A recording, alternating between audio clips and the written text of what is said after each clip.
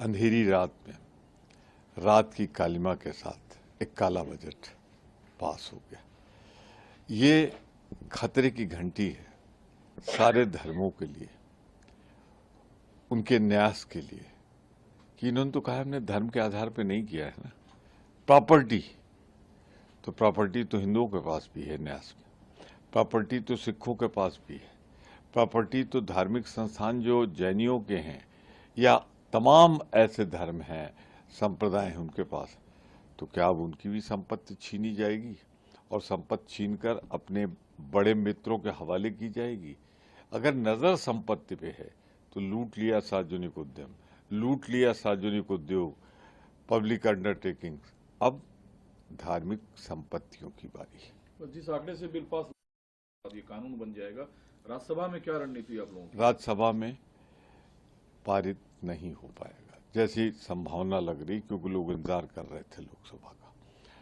मुझे पूरी उम्मीद है कि ये खतरे की घंटी है 288, 72 से सिर्फ 16 आगे, तो कभी भी किसी भी समय खतरे की घंटी सरकार पर अब बजने लगी है।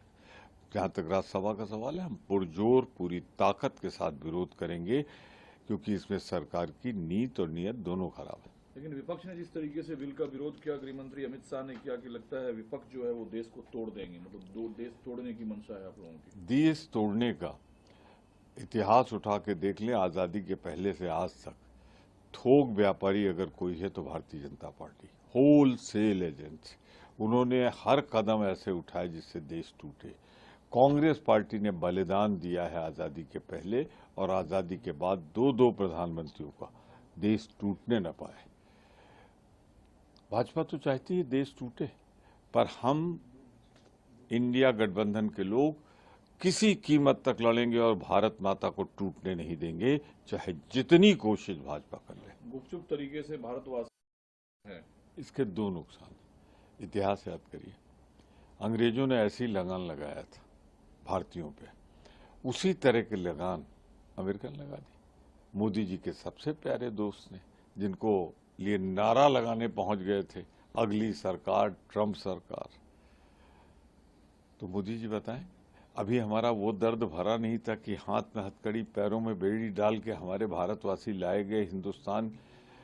लगभग 30 घंटे की यात्रा के बाद मालवाहक विमान में बैठाल के दूसरी छोड़ दे दी। इसके दोहरे नुकसान होंगे। भारत के लोग जो वहां पे एम्प्लॉयड थे, इनके सहारे ज्यादा व्यापार होता था, तो बहुत से भारतीय उसमें जुड़े हुए थे, उनका नुकसान।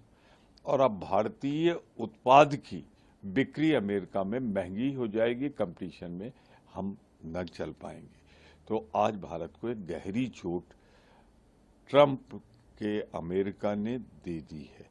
इतने दिनों से मोदी जी ऐसा तो नहीं था, फिर आप ही इतने असफल क्यों हुए, आप ही इतने कमजोर क्यों साबित हुए कि अमेरिका ने अभी एक थप्पड़ मारा था भारतीयों को हथकड़ी और बेड़ी में, दूसरा थप्पड़ 26% से। लेकिन सर, ट्रंप जो है इस लगान लगाने के बाद भी कहता है कि मोदी हमारे बहुत अच्छे मित्र हैं, अभी मिलकर गए हैं, वो कहते हैं भारत बहुत क्लेवर है, तेज है, हमसे 50% तक लगान वसूलते हैं और हमारे लगान को जो हमारे टैक्स को जो है वो।